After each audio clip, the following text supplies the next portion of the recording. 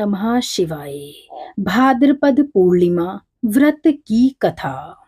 पौराणिक कथाओं के मुताबिक द्वापर युग में एक बार यशोदा माँ ने भगवान श्री कृष्ण से पूछा कि वह उन्हें एक ऐसा व्रत बताएं जिसको करने से मृत्यु लोक में स्त्रियों को विधवा होने का भय ना रहे। भगवान श्री कृष्ण ने यशोदा माँ को बताया कि स्त्रियों को 32 पूर्णिमा का व्रत करना चाहिए। यह व्रत अचल सौभाग्य देने वाला है और भगवान शिव के प्रति मनुष्यों की भक्ति बढ़ाने वाला है। यशोदा माँ ने श्री कृष्ण से पूछा कि क्या इस व्रत को मृत्यु लोक में किसी ने किया है।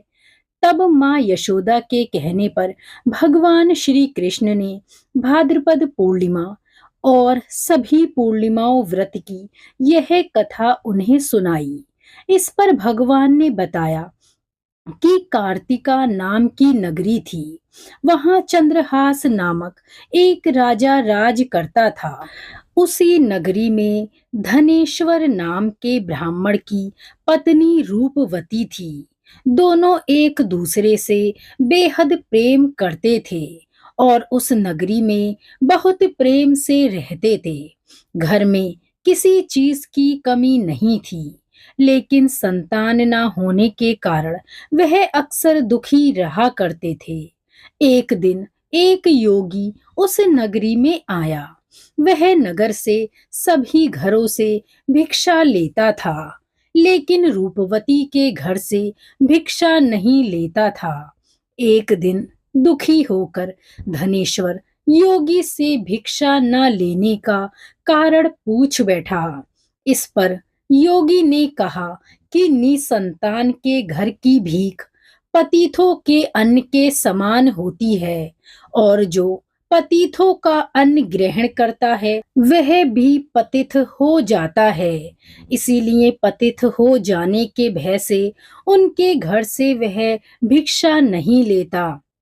इसे सुन धनेश्वर दुखी हो गए और उन्होंने योगी से पुत्र प्राप्ति का उपाय पूछा।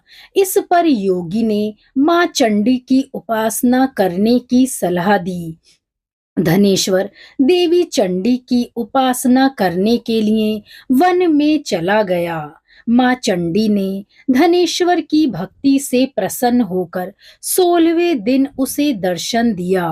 मां चंडी ने कहा कि तुम्हारा पुत्र होगा, लेकिन वह केवल 16 वर्षों तक ही जीवित रहेगा।